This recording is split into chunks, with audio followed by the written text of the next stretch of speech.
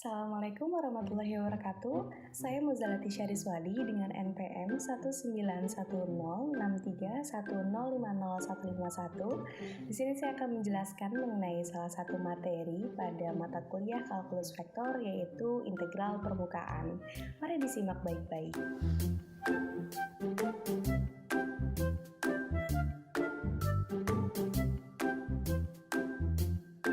Pertama, pasti ada pertanyaan mengenai apa itu integral permukaan, karena istilah ini mungkin baru ditemukan di kalkulus vektor. Jadi misalkan S suatu permukaan dua sisi yang demikian mulus dan ada vektor N yang merupakan vektor normal satuan positif, maka flux atau massa yang mengalir per satuan waktu dari vektor A yang berkomponen X, Y, Z melalui permukaan S dapat dinyatakan dengan integral lipat ganda vektor A dot vektor normal satuan positif terhadap S. Ini yang disebut dengan integral permukaan. Untuk menghitung integral permukaan akan lebih sederhana dengan memproyeksikan S pada salah satu bidang koordinat, kemudian menghitung integral lipat 2 dari proyeksinya. Nah, proyeksi ini bisa ke bidang XY, XZ, ataupun YZ. Ini disesuaikan dengan rumusnya masing-masing. Jadi mau gunakan manapun akan sama begitu ya hasilnya. Misalkan permukaan S memiliki proyeksi pada bidang XY, maka rumusnya menjadi integral lipat ganda vektor A dot vektor normal satuan positif ds. Nah, berubah si ds-nya ini menjadi dx dy per mutlak n dot k. Yang mana kenapa bisa dx dy? Karena si dx dy ini kita tahu bahwa misalkan permukaan S-nya proyeksi pada bidang XY. Kemudian di sini ada nilai K yang mana kita tahu X itu I, berarti Y itu J, maka sisanya adalah K.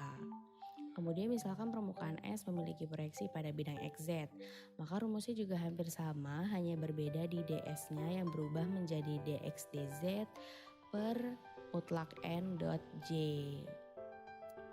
Nah, kemudian misalkan permukaan S memiliki proyeksi pada bidang YZ, maka rumusnya juga masih sama, hanya berbeda di ds-nya yang berubah menjadi dy dz per mutlak n dot i. Bisa dipahami ya?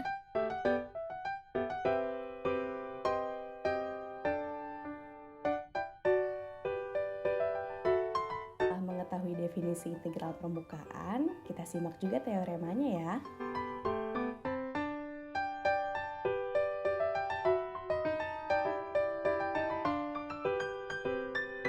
Teorema yang tercantum dalam integral permukaan berbunyi nabla P atau gradien adalah sebuah vektor yang tegak lurus pada permukaan P, X, Y, Z sama dengan C, di mana C ini merupakan sebuah konstanta. Nah, teoremanya berbunyi seperti ini, maka kita akan buktikan. Yang pertama, misalkan kita di sini memiliki vektor R sama dengan XI tambah YJ tambah ZK yang merupakan vektor posisi untuk sebarang titik P berkomponen X, Y, Z pada permukaan. Maka turunan dari R atau DR bisa kita tuliskan menjadi DR sama dengan DXI ditambah DYJ ditambah DZK yang terletak dalam bidang singgung terhadap permukaan di atas pada P. Nah, tadi kita punya P, X, Y, Z sama dengan C. Kemudian kedua ruas kita turunkan menjadi dP, X, Y, Z sama dengan DC. Nah, di sini untuk ruas kanan perhatikan karena C tadi konstanta, maka turunan konstanta itu adalah bernilai 0. Berarti dapat kita tulis menjadi dP, X, Y, Z sama dengan 0. Nah, perhatikan di ruas kiri ada dP berkomponen X, Y, Z ini. Kalau kita turunkan secara parsial, maka dapat dituliskan menjadi do per do XI ditambah do per do YJ ditambah do per do ZK sama dengan 0. Kemudian dari hasil turunan parsial si dP X, Y, Z ini adalah dapat ditulis dengan perkalian titik, yaitu do pi per do xi ditambah do pi per do yj ditambah do pi per do zk dot dxi ditambah dyj ditambah dzk. Nah, untuk yang di dalam kurung yang pada pecahannya, ini kita lihat mereka sama-sama dikalikan dengan do pi per do x, ada do pi per do y, dan juga do pi per do z. Maka jika kita uraikan penulisannya menjadi do per do xi ditambah do per do yj ditambah do per do zk dikalikan dengan pi dot dxi tambah dyj tambah dzk sama dengan 0. Nah, nilai dari ini adalah nabla pi dan nilai dari ini adalah dr, maka bisa kita tulis nabla pi dot dr sama dengan 0. Dari hasil ini dapat kita lihat bahwa menurut hukum hasil kali titik diperoleh nabla pi atau gradien dan dr ini tegak lurus. Kenapa? Karena jika kita perhatikan vektor a dot vektor b sama dengan 0 itu adalah tegak lurus.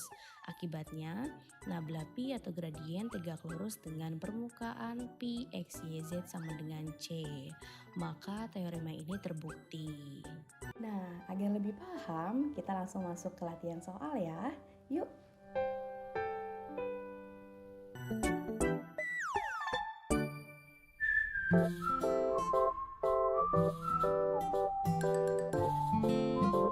Hitunglah integral lipat ganda a dot n terhadap s di mana a-nya bisa dilihat pada layar dan s adalah bagian dari bidang. Penyelesaiannya yang pertama langkahnya adalah gambar bidang. Tadi kita memiliki bidang 2x tambah 3y tambah 6z sama dengan 12. Ini dapat digambar dengan cara menentukan titik-titik potongnya. Misalkan x-nya sama dengan 0, maka persamaannya menjadi 3y tambah 6z sama dengan 12. Maka titik potongnya ada 2,0 dan juga 0,4. Maaf 0,2 dan juga 4,0 terbalik ya. Karena y, z. Nah, kemudian di sini juga ada tadi kan x-nya sama dengan 0 ya. Sekarang y-nya sama dengan 0. Maka persamaannya berubah menjadi 2x ditambah 6z sama dengan 12. Sehingga titik potongnya dapat kita peroleh menjadi 0,2 dan 6,0. Nah, tadi x-nya sudah sama dengan 0, y-nya sama dengan 0, dan terakhir z-nya sama dengan 0. Maka persamaannya berubah menjadi 2x tambah 3y sama dengan 12. Yang mana titik potongnya diperoleh 0,4 dan 6,0. Nah, dari ketiga titik potong ini, dari x sama dengan 0, y sama dengan 0, dan z sama 0, diperoleh gambar pada sumbu x, y, z-nya seperti pada layar ya. Bisa dilihat untuk garis merah, garis biru, dan juga garis hijau sesuai dengan titik-titik potongnya. Kemudian langkah kedua kita memproyeksikan, yang mana selanjutnya permukaan S dapat diproyeksikan ke bidang XY, XZ, ataupun YZ dengan masing-masing mengikuti rumusnya yang seperti pada di awal. Nah, di sini saya mau proyeksinya itu terhadap bidang XY, maka rumus yang digunakan adalah ds-nya yang berubah menjadi dx dy per mutlak n dot k. Nah, di sini kalau kita proyeksikan gambarannya seperti pada layar ya. Jadi gambar proyeksinya itu ada di tengah-tengah yang gambar segitiga siku-siku ini.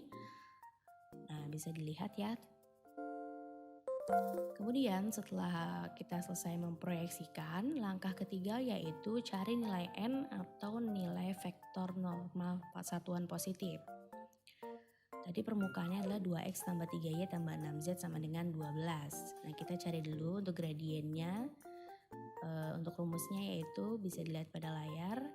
Jangan lupa untuk permukaannya itu 2x tambah 3y tambah 6z. Nah, kemudian kita kalikan menjadi do per 2x tambah 3y tambah 6z per do x dikalikan dengan i ditambah dengan sama ya, masih sama, hanya saja ganti dy dan j dan z dan k.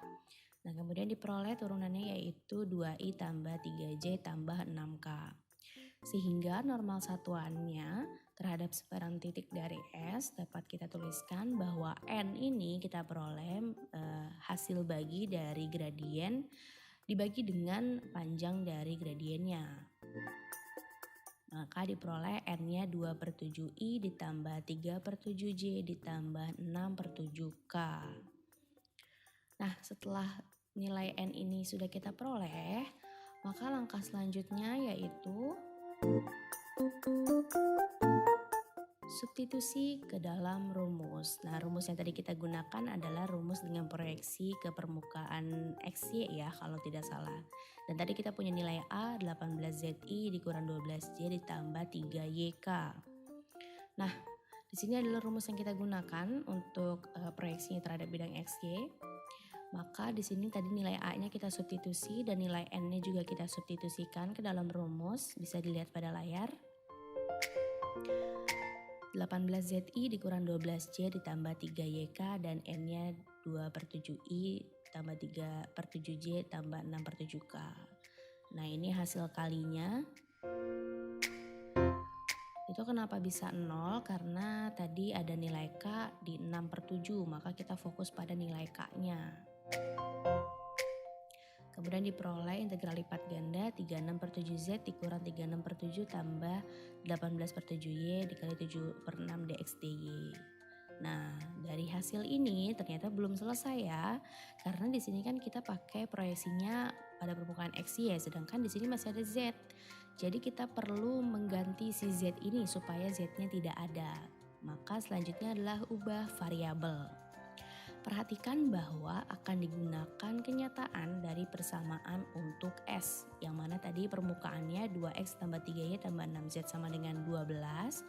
Kemudian untuk 2X-nya ini kita pindahkan ke ruas kanan menjadi 3Y tambah 6Z sama dengan 12 dikurang 2X. Kemudian untuk ruas kiri dan kanan sama-sama kita kurangkan dengan 6. Maka hasilnya jadi 3Y ditambah 6Z kurang 6 sama dengan 6 dikurang 2X. Nah, tadi 6 ini kan hasil dari 12 dikurang 6 ya, karena sama-sama dikurangi dengan 6. Nah, tadi persamaan yang kita peroleh kan ada 6X dikurang 6 tambah 3Y ternyata sama dengan 6 dikurang 2X. Maka dapat kita tulis rumusnya menjadi integral lipat ganda 6 min 2X dx dy. Nah, ini rumus yang akan kita gunakan untuk pengintegralannya. Tapi sebelum itu kita harus cari dulu batasannya. Batasan karena di sini kita akan mengintegralkan 2 kali ya. Kita harus cari batas-batasnya dulu. Tadi kita sudah memiliki proyeksinya seperti pada gambar. Nah, yang pertama di sini ada titik ke titik. Yang pertama dari X ke X. Ketika X ke X di sini kita bisa lihat ya ada 0. Dari X-nya 0 sampai dengan X-nya itu 6. Nah, kalau kita lihat pada gambar ya. Kemudian di titik ke garis yaitu Y-nya sama dengan 0 ke garis 2X tambah 3Y sama dengan 12. Nah, bisa kita hitung ya, kita sederhanakan menjadi Y sama dengan 4 min 2/3X. Kemudian untuk titik ke titik jika dari Y sama dengan 0 maka Y selanjutnya yaitu kita lihat adalah 4. Oke, salah ketik ya, jadi ini harusnya 4. Jadi kita perhatikan pada gambar ya untuk Y sama dengan 0. Di sini sampai dengan Y-nya itu di titik 4. Berarti ini harusnya 4. Nah, kemudian untuk titik ke garisnya berarti dari X ke X lagi ya.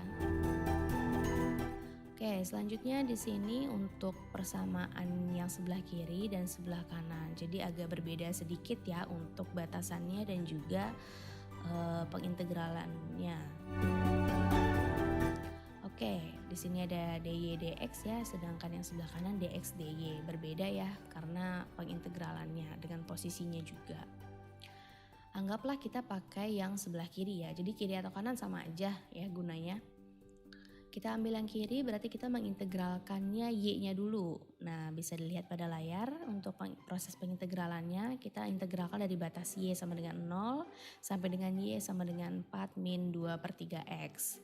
Kemudian kita substitusikan pada rumusnya menjadi 6 dikali dengan 4 dikurang 2/3X dikurang 2X dikalikan dengan 4 dikurang 2/3X dikurangi dengan 0. Nah, kita memperoleh hasilnya. Karena dikurang 0 jadi untuk depannya tetap. kemudian diperoleh hasil lagi. Nah, ini hasil dari pengintegralan si Y-nya. Selanjutnya belum selesai, kita harus integralkan dulu terhadap X-nya ya. Untuk X-nya, di sini batasnya dari 0 sampai dengan 6. Kita substitusikan kepada X, jadi 24 dikali 6 dikurangi 6 dikali 6 kuadrat ditambah 4 per 9 dikali 6 pangkat 3 dikurangi 0. Kita peroleh di sini 24 dikalikan dengan 6 adalah 144, kemudian 6 dikali dengan 6 kuadrat yaitu 216. Kemudian 4 per 9 dikali 6 pangkat 3 hasilnya 96. Maka 144 dikurang 216 ditambah 96 adalah 6. Diperoleh integral permukaannya adalah 6. Seperti itu ya. Kurang lebih seperti itu ya materi integral permukaan yang bisa saya sampaikan. Kurang lebihnya mohon maaf. Wassalamualaikum warahmatullahi wabarakatuh.